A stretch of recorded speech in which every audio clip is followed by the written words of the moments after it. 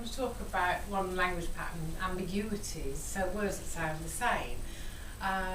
And we can use ambiguities in lots of different ways.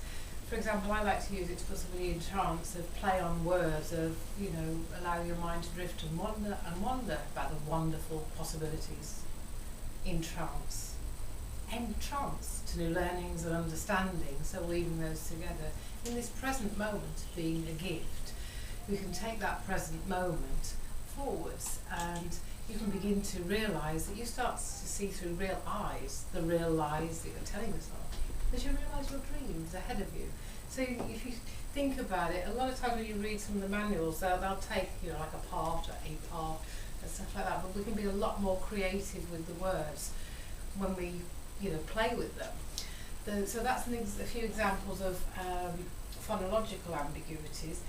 If we take the next pattern, punctuation ambiguities, that's where the end of one sentence is the start of the next sentence. So whether you're listening to me, now is the time to learn this.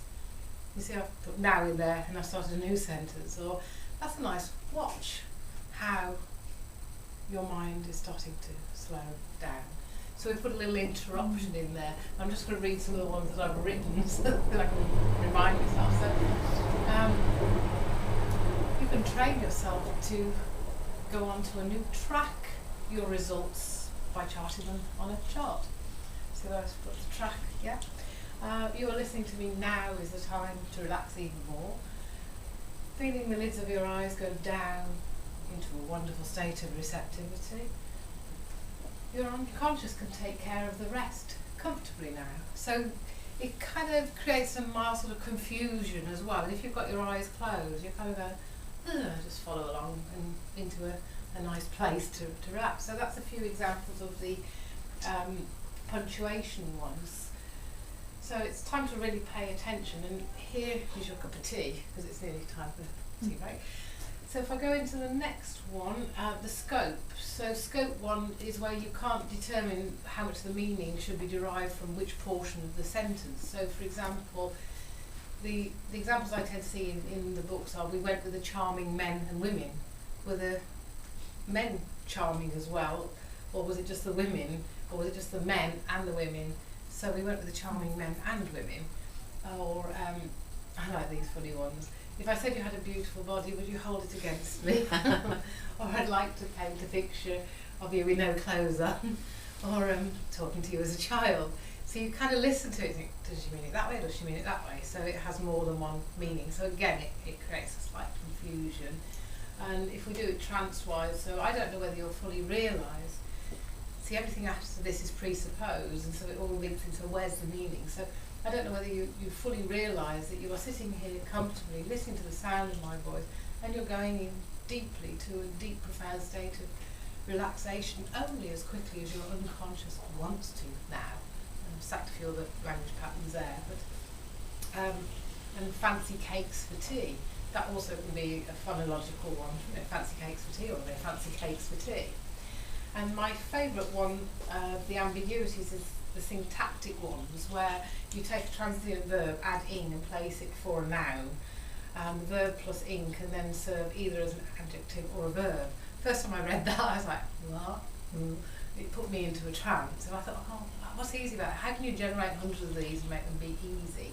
The examples you tend to get in the book are they were visiting relatives, or they were milking cows, hypnotising hypnotists can be tricky, peasants are revolting, revolving doors, and some of the ones that I've come up with, I've took that, and rather than being totally sort of, it's got to be exactly the pattern of adding in and before a noun, I've just thought, well, what follows it? So if I show you some of the examples here, and we start from A's, wrong one.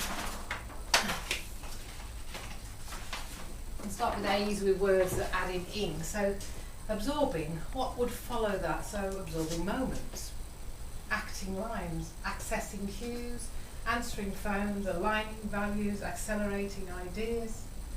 Once you've got a few of those, then you could swap them over, like accelerated learnings, or absorbing beliefs, or absorbing perspectives, or absorbing solutions. So it's a great way to generate hundreds and hundreds of them. And so by starting with A's and then B's and then C's, you can come up with absolutely loads of these. My favourite one that I've got from Richard is relaxing thoughts. You know, you hear him saying it in a trance, relaxing thoughts.